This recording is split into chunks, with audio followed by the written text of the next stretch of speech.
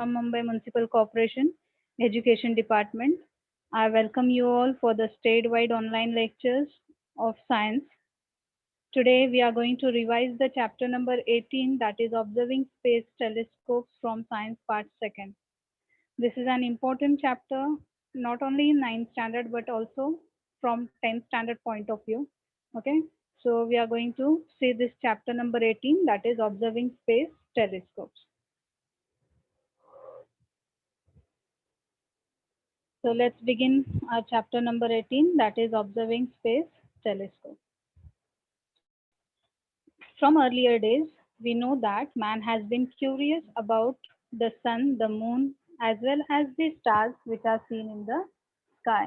Okay, there was being a curiosity in man in observing the sun, the moon, as well as the different stars seen in the sky. So this all different celestial objects means those stars, those planets and the other objects which we can see in the sky, they are known as the celestial objects. What are celestial objects? The stars, the moon, the different planets, okay, and the different objects which we can see in the sky, they are known as the celestial objects. So, though man has always been observing the sky and mapped many stars and planets, astronomy, the branch of science which deals with the study of celestial objects, was greatly developed only after the invention of the telescope in the 17th century. Okay, as this curiosity of man was being increasing day by day, so there was a need to develop a branch of science which can only deal with the study of the celestial objects. So this branch of science which deals with the study of celestial objects, it is called as astronomy. Okay, so it has always been great treat to our eyes to observe the heavenly objects. These heavenly objects have also been studied since ancient times. This gives rise to the branch of science called as astronomy. When we come across the astronomy, we often come across the words like sky and space. Okay, whenever we talk about astronomy, so we come across the words like sky and space. So what is the difference between sky and space? What is sky? Sky is the visible portion of the atmosphere and outer space which can be seen by our eyes without using any equipment. This is called as sky. Okay, means you can observe the sky, you can watch the sky without using any equipment, just by using your own simple eyes. Okay, so with the help of eyes, we can see the visible portion of the atmosphere, that is called as the sky. So then what is space? Space is the infinite, limitless, three-dimensional expanse in which the solar system, stars, celestial bodies, galaxies, and endless universe exist. Okay, see the difference between sky. Sky is the simple outer visible portion of the atmosphere. Okay, whereas space is what? Space is the infinite, okay, and it is limitless. Okay, it is not having any limit, and it is a three-dimensional expanse in which there are the solar system, there are the stars, celestial bodies, as well as the galaxies, and it is the endless universe. Okay, these all things, they exist in the space. So do you know what is meant by space observation and why is it important? Yes, this chapter you are going to learn in 10th standard, that is space observation. So what is space observation? The study of stars, planets and celestial bodies and galaxies with the help of appropriate instruments so as to understand its structure, extent, etc. It is known as space observation. Okay, what is space observation? It is the study of stars, planets, celestial bodies and galaxies with the help of using proper instrument. Okay, and this instrument can describe you the proper structure, the proper extent of those stars, planets and all those celestial bodies. Okay, so this study, it is called as the space observation. So space observation gives us the idea about the stars, comets and planets and other celestial bodies which can be seen around the earth. Okay. Thus, man began to observe the sky with more efforts, but in earlier days, he did not have any equipment to get a closer view of the stars and the planets in the sky. Okay, this need of observing the stars, observing the celestial objects was increasing day by day, but man was not having any equipment with the help of which he can get the closer view of the stars and planets. Okay, so this difficulty was then solved by some great scientists.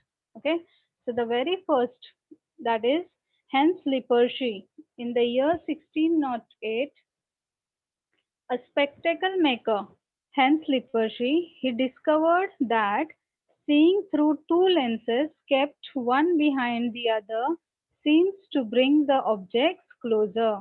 Okay, Hans Lippershey, he was not a scientist, but he was a spectacle maker, and he was the very first person in the year 1608. He discovered that if we arrange two lenses, okay, in a position like one behind the other, then we can get the objects closer to us. Okay, we can observe the object, it seems to be closer to us. So this discovery was firstly done by the Hans Lippershey, spectacle maker, in the year 1608. Okay, then in 1609, the great scientist Galileo made a telescope, and it is used for space observation. Okay, in the year 1609, the scientist Galileo, he made the telescope, and this telescope, it is used for space observation.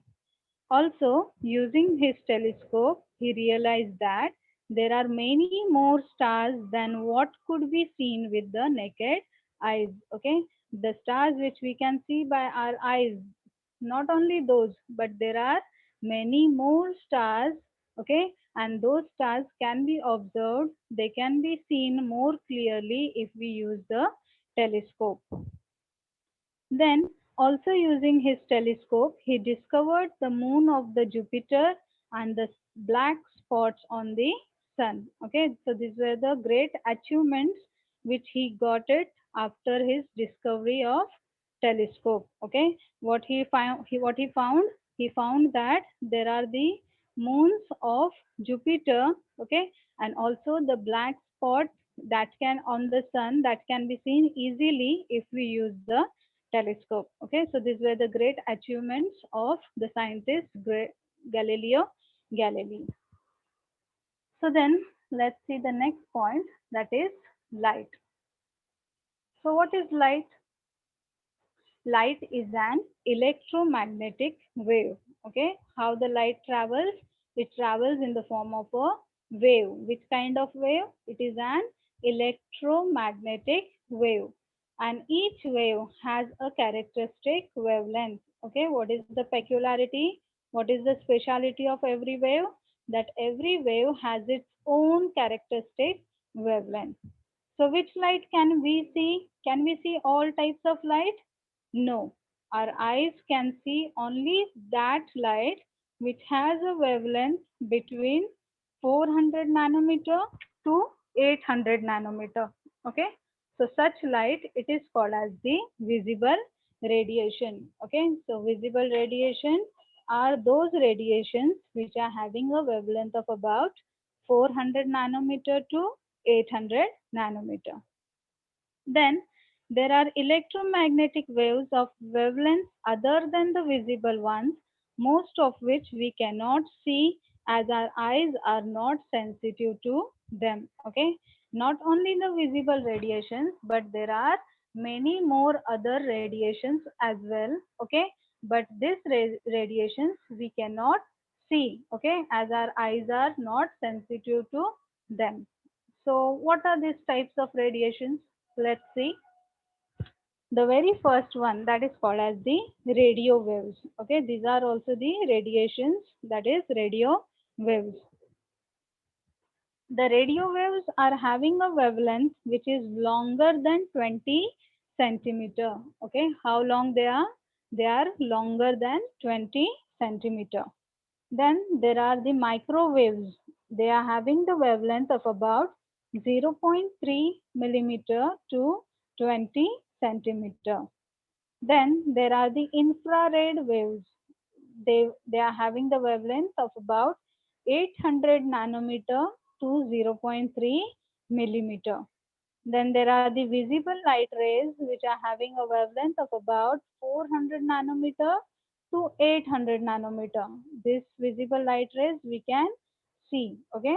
Then there are the ultraviolet rays which are having a wavelength of about 300 picometer to 400 nanometer. Then there are the X-rays having a wavelength of about 3 picometer to 300 picometer. And lastly, that is there are the gamma rays which are having a wavelength which is shorter than 3 picometer. Okay, so these are the different types of radiations. So out of these different types of radiations, our eyes are not, our eyes are only capable of seeing the visible radiation. Thus, the visible radiation telescope, that is called as the optical telescopes, they are being made from regular lenses or mirrors is used to see the visible radiations coming from the space. Okay, as I said you that our eyes are capable of seeing only the visible radiations. So if we want to study this visible radiations, so we need to take the help of a proper visible radiation telescope which is called as the optical telescope. And these optical telescopes, they are made from regular lenses or they are being made up of mirrors which can be used to see the visible radiations coming from the space. Okay, so let's see how these optical telescopes are made up of, or what is their construction. Most optical telescopes are made with two or more lenses. Okay, if you see the picture, you will understand that there are two or more lenses which are being arranged to make the optical telescopes.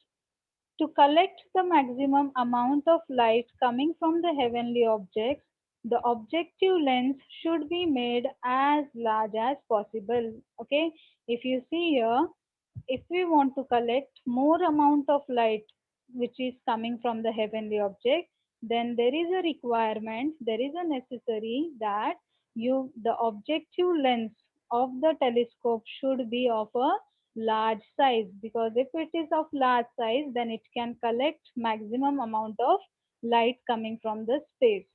Then, using the light collected by the objective lens, a smaller lens called as the eyepiece produces a large image of the source. Okay, the light which is being collected by the objective lens, it is then passed on to a smaller lens which is called as the eyepiece, and here the eyepiece, it produces the large image of the source. Then the light rays change their direction as they enter a lens from the atmosphere, and again when they enter the atmosphere after passing through the lens. This is called as the refraction. See a very important point. What? Light rays, they change their direction twice. When? Once when they enter from the atmosphere into the lens, right? And again when they move out from the lens into the atmosphere, again they change their direction. Okay, so this property, this phenomena, it is called as refraction. Hence, such telescopes, they are also called as the refracting telescopes. Is that clear, everyone? What are refracting telescopes? The optical telescopes are also called as the refracting telescopes. Why? Because here The light rays, they change their direction twice. Once when they enter from the atmosphere into the lens, and again when they move out from the lens into the atmosphere, they change their direction. Okay, and this property, this phenomena, it is called as the refraction, and such telescopes are called as refracting telescopes. Okay, then even though such a telescope is useful for space observation, it presents certain difficulties. Okay, as this telescope, it is being very useful for the space observation, but it has certain drawbacks. Okay, it has certain difficulties to use. So, what are those difficulties? Let us see. The very first one, that is, for collecting maximum possible light, the objective lens must be made as large as possible. But it is very difficult to make very large lenses. Also, large lenses are very heavy and gives no clear image. Okay, so this is the very first drawback. It is the very first difficulty of using the optical telescope. See, just now what we have seen, the condition is that if you want to collect more amount of light coming from the space, we need to have a large lenses, right? Okay, the objective lens should be of maximum size. Okay, but here if we use more maximum big size of objective lens, then there is a possibility that it is very heavy. Okay, it is very uh, heavy to carry. Okay, and it cannot give the proper clear image. Okay, so this is the very first drawback. Second thing, as the objective and the eyepiece are placed at the opposite ends of the telescope, the length of the telescope becomes difficult to manage. Okay, as we have seen just now the picture of optical telescope, so you can see that the objective lens is at the one side and the eyepiece is at the other end of the telescope, right? So because of this two lenses which are being arranged at the two ends of the telescope, the length of the telescope it increases. Okay, and the length of the telescope, if it increases, it becomes difficult to manage. And the third drawback, the third difficulty is that the image formed by the lenses have errors of colors. This is called as the chromatic aberrations. Okay, the image which is being formed by using these lenses, it creates certain error of colors. Okay, and this error of colors, it is called as the chromatic aberration. So then, to overcome these difficulties, telescopes are made using concave mirrors. Okay, now if you want to overcome from these difficulties, so we have to replace these telescopes by using certain concave mirrors. As light rays get reflected by the concave mirrors in this telescope, they are called as the reflecting telescopes. Okay, the light rays, they can get easily reflected. Okay, from these concave mirrors. So these telescopes, they are also called as the reflecting telescopes. These reflecting telescopes, they are using the mirrors. So let us see what are the advantages of using mirrors over the lenses. The very first advantage is that in order to get a bright image of a source, large mirrors are necessary, and it is easier to make large mirrors as compared to large lenses. Okay, just now what we have seen, that if you want to get a bright image of the source, we need to collect more amount of light, right? So this more amount of light can be easily collected if we make large mirrors. Okay, and making of the large mirrors is quite easier as compared to the making of a large lenses. So this is the very first advantage of reflecting telescope. Second one, also big mirrors can be made by combining several smaller pieces of mirrors. Okay, making a big mirror is quite easier because we can combine several smaller pieces of mirrors and we can make a big mirror. Third advantage is that the weight of a large mirror is less than the weight of a lens of same size. Okay, the weight of large mirror, it is quite less. Okay, it is uh, less as compared to the lens of same size. Then the images formed by mirrors do not have errors of color. Okay, here the drawback of optical telescope, it is being overcome if we use the reflecting telescope, that the image which will be formed by these mirrors, it will not have any errors of color. So by using this large telescopes, we can see far away stars and galaxies more clearly and easily. Okay, this is the very important advantage of reflecting telescope, is that we can see the by using this large telescopes, we can see the far away stars and galaxies more easily and more clearly. Okay, so these are certain advantages of reflecting telescopes. So let's see what are the types of reflecting telescopes. Reflecting telescopes are mainly of two types. One is the Newtonian telescope and the other one is called as the Cassegrain telescope. So let's see what are Newtonian telescope. See the diagram very clearly, because this telescope you can understand more easily if we carefully understand. If you carefully observe the diagram, it will be easier for you to understand it. Okay, see the explanation.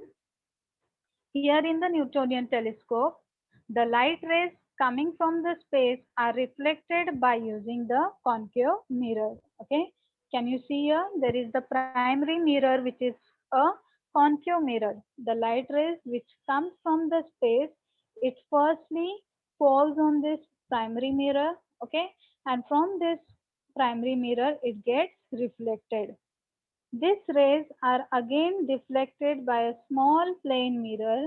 As a result, they get focused at a point perpendicular to the axis of telescope cylinder.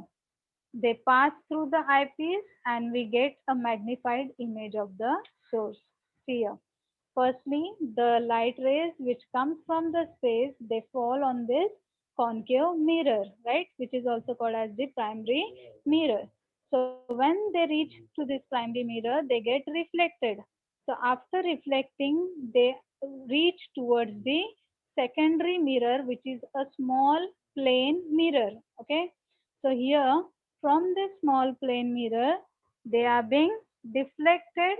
Okay, and as a result, they get focused, they get collected at a point which is perpendicular to the axis of the telescope cylinder, and from where they can pass through the eyepiece, and from where we can get a magnified image of the source. Okay, we can get a large image of the source. So this is about Newtonian telescope. Then the next one is the Cassegrain telescope. Here also see the diagram. Diagram is very clear. Okay. So here the light rays which comes from the space, they are reflected by using the concave mirror.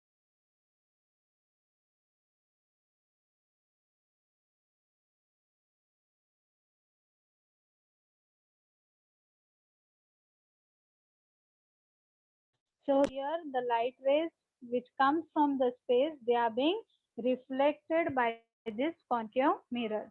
These light rays, after reflection from the concave mirror, are reflected back towards it by a smaller convex mirror. Okay, here you can see there is the secondary mirror which is convex in shape. Okay, see the difference between concave mirror and the convex mirror. See the shape.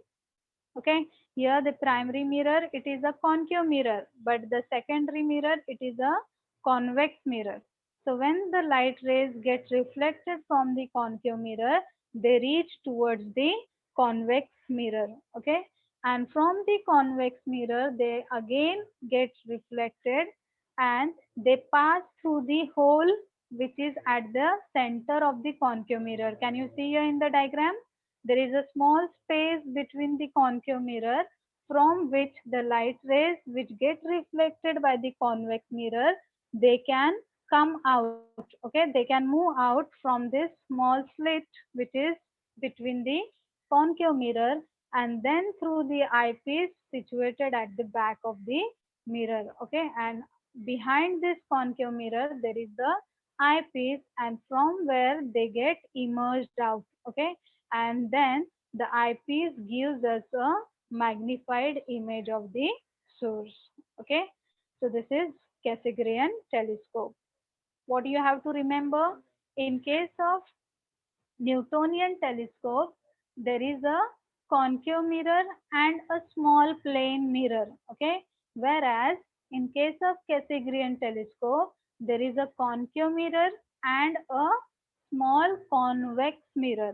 Okay, so this difference, if you remember, so you will be able to understand the diagram easily, and from the diagram you will be able to answer it by your own. Okay, so diagram is very important. Okay, so go through the practice the diagram properly, and from the diagram only you can make your own answer. Okay, so this is about Newtonian telescope and Cassegrain telescope.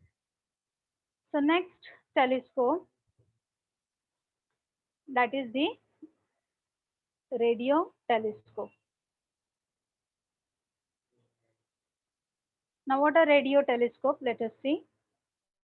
Many heavenly bodies, they emit the radio waves in addition to the visible radiation. We cannot see this radiation with our eyes, hence a special type of telescope is used to see this rays. It is called as the radio telescope. Okay, as I said you that many heavenly bodies, they what they do, they emit the radio waves. Okay, in addition to the visible radiations. Visible radiations we can see easily, but we cannot see the radio waves. Okay, we cannot see the radio waves. So in order to observe this radio waves, we need to make a special type of telescope which can receive these rays, and this special type of telescope, it is called as the radio telescope. So if you see the picture here, how it is constructed or how it is made up of, let's see. It is made from one or more dishes of a particular parabolic shape. Okay, if you see the picture, you can understand that it is a parabolic structure, a parabolic shaped dish. It is being made. Okay, the incident radio waves are reflected by these dishes and converge at the focus. Okay, all the incident radio waves, when they are being reflected by these dishes. Okay, and then they get converged. Okay, at the focus. A radio receiver is placed at the focal point. Okay, where they get collected at the focus. So there is a radio receiver. So what is the function of this radio receiver? The information gathered by this receiver is passed on to a computer which analyzes it and constructs an image of the source. Okay, see the functioning, how it occurs. Firstly, the radio waves, they are being collected by the parabolic shaped dishes. Okay, then from this parabolic shaped dishes, they are being reflected. Okay, after reflection, they get converged, they get collected at the focus. Then, what is the function at the focus? The At the focus, there is the radio receiver. This radio receiver collects the information, okay, and it passes to the computer, okay, and the computer analyzes all that information and constructs the image of the source. Okay, so in this way, the information, it is being analyzed and the image of the source is being formed. Okay, so that is radio telescope. Then there are the giant meter wave radio telescope. It is also called as GMRT. Okay, giant meter wave radio telescope. Now what is this giant? By the name only you will understand giant means it is very large. Okay, it is very big in shape. Okay, big in size. A large radio telescope called as the Giant Meter Wave Radio Telescope. It has been erected at Narayangaon at Pune. Okay, where it is? It is at Narayangaon near Pune. It uses the radio waves having the wavelengths of about a meter coming from the planets and stars to study those heavenly bodies. Okay, why it is being erected? It is being erected to study the radio waves. Okay, radio waves which are about a meter. Okay, and these radio waves which come from the planets and the stars, they can be studied more properly, more clearly here at the Giant Meter Wave Radio Telescope. This telescope is actually a collection of 30 dishes having each a diameter of 45 meters. Okay, what is their length? They are, it is a collection of 30 dishes. Okay, and every dish is having a diameter of about 45 meters. It is called a giant telescope as the arrangement of the 30 dishes is over an area of about 25 kilometers. Okay, as the name giant meter wave, why it is said giant?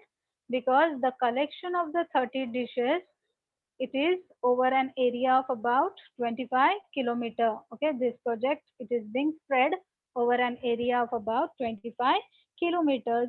So it is called as the Giant Meter Wave Radio Telescope. The GMRT has been made by the Indian scientists and engineers at a minimum cost. Okay, who has made it? The Indian scientists and the engineers, and that too at a very minimum cost. So that's a privilege for all of us. It's a world it is a world standard research facility. Scientists study the solar system, solar winds, pulsars, supernova, interstellar hydrogen clouds, etc. with the help of the GMRT. Scientists from all over the world come to India. Scientists all over the world come to India to make use of this facility. Okay, what this GMRT, it is being very helpful as a research center where the scientists from all over the world, they come here in India to study about the solar system, about the solar winds, pulsars, supernova, interstellar hydrogen clouds, and many more. Okay, so these all things can be studied here at GMRT.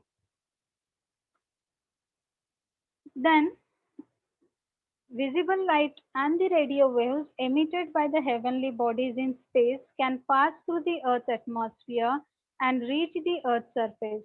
So, optical and radio telescopes can be erected on the surface of the Earth. However, these Earth based telescopes present some problems in making good quality observations. Okay, as we have seen that the radio waves as well as the um, optical telescopes as well as the radio or telescopes, they are being placed where? They are being erected on the surface of the earth, right? But this earth based telescopes, they are causing certain problems for making good quality observations. So what are those problems? Let's see. The very first thing, that is the visible light coming from the heavenly body has to pass through the Earth's atmosphere, during which some light is absorbed by the atmosphere and the intensity of light decreases. Okay, what? The light, visible light, which is coming from the heavenly body, when it passes from the earth, when it passes through the Earth's atmosphere, it, some part of that light, it gets absorbed because of the atmosphere, and because of which the intensity, the sharpness of that light, it goes on decreasing. Also, due to the change in the atmospheric pressure and temperature, the light rays change their path slightly and thereby shake the position of the image. Okay, what? Because of the change in the atmospheric pressure and the temperature, there is a slightly change in the direction, in the path, okay, of the light, and because of which there is a slight movement in the position of the image. Also, because of sunlight, we cannot use the optical telescope during the daytime. Okay, as during the daytime, because of the sunlight, we cannot use the optical telescope. Also, during the night, due to uh, due to city lights and cloudy weather, it cannot be used. Okay, during at night as well, because of the cloudy weather as well as because of the city lights, we cannot use this telescope during night. So in order to reduce these problems, optical telescopes are situated on the top of mountains and at uninhabited places. Okay, in order to overcome from these difficulties, we need to shift the optical telescope at the top of the mountains. Okay.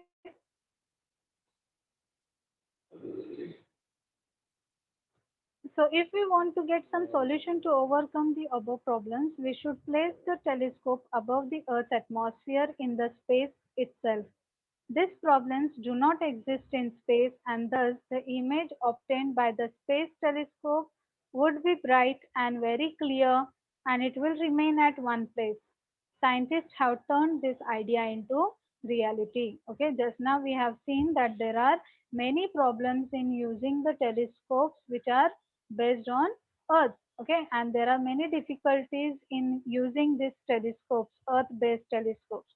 So if we want to overcome these difficulties, we need to we need to place these telescopes in the space. And this idea, it is not just theoretical, but it is very practical. The scientists, they have turned this idea into reality. Okay, that there are the space telescope. So the very first space telescope in the year 1990, National Aeronautics and Space Administration, we say NASA, NASA, National Aeronautics and Space Administration, launched into a space an optical telescope which is called as the Hubble telescope. It has a mirror of diameter 94 inches and orbiting the Earth at a height of 589 kilometers from it. Okay, this is the very first, we can say, the optical telescope, that is the Hubble telescope, which was launched by NASA, that is National Aeronautics and Space Administration, in the year 1990. Okay, it is made up of a mirror which is having a diameter of about 94 inches, and it is orbiting the Earth at a height of about 589 kilometers. Then there is the another telescope that is called as the Chandra telescope. In 1999, the National Aeronautics and the Space Administration launched an X-ray telescope which is called as the Chandra in space to study the X-rays. Chandra has given us very useful information about the stars and the galaxies. It was named in the honor of Indian scientist, that is Subramaniam Chandrasekhar. Okay, in the year 1999, again the NASA, they launched the X-ray telescope which is called as the Chandra. Okay, it is being very useful. It is being very important for collecting the information, okay, about the galaxies, and it was named in the honor of the Indian scientist, that is Chandra Subramaniam Chandrasekhar.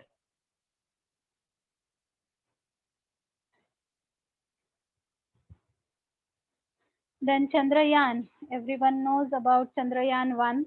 It was the very first lunar probe under the Chandrayaan program, and it was launched in the October 2008. Chandrayaan 1. Then Chandrayaan 2 was again launched on 22nd July 2019 from the Satish Dhawan Space Center in Sriharikota, India. It was launched to explore the unexplored south pole of the moon. This mission brought together an orbiter, lander, and rover. Okay, so this is the very important achievement of India, that Chandrayaan 2, which was being successfully launched. Okay, it was being launched to explore the unexplored south pole of the moon. Then Indian Space Research Organization, which is also called as ISRO.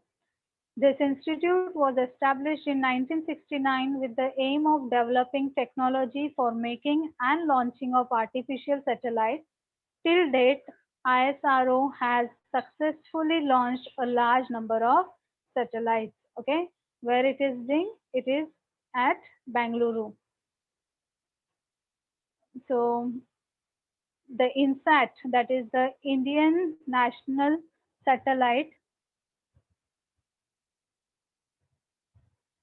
the Indian National Satellite and GSAT, that is Geostationary Satellite, support our telecommunication network, television broadcasting, and meteorological services. It is because of them that telephone, television, and internet services are available everywhere in the country. Okay, these two satellites, that is INSAT, Indian National Satellite, and GSAT, that is Geostationary Satellite.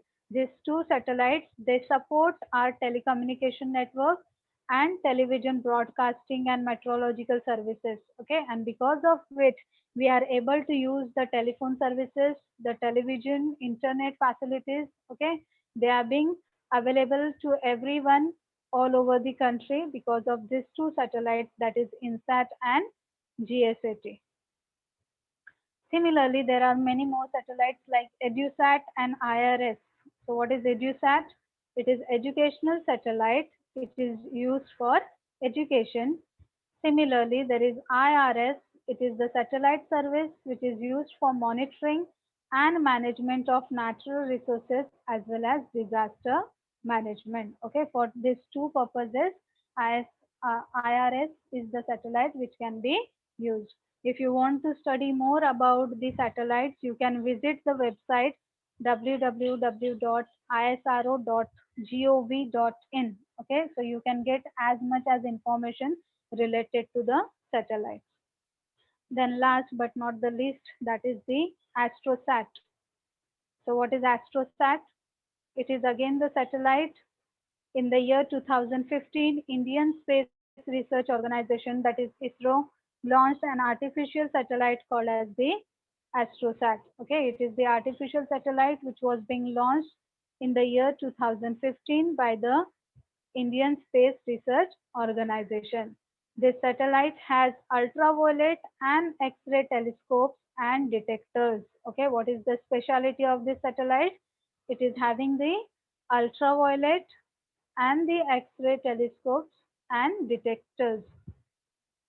Speciality is that different types of telescopes, they are placed on a single satellite. Okay, so many different types of telescopes, they are being placed at only on one single satellite.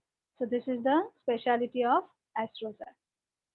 So I hope that you all have understood the complete chapter about science second, that is chapter number 18, observing space and telescope.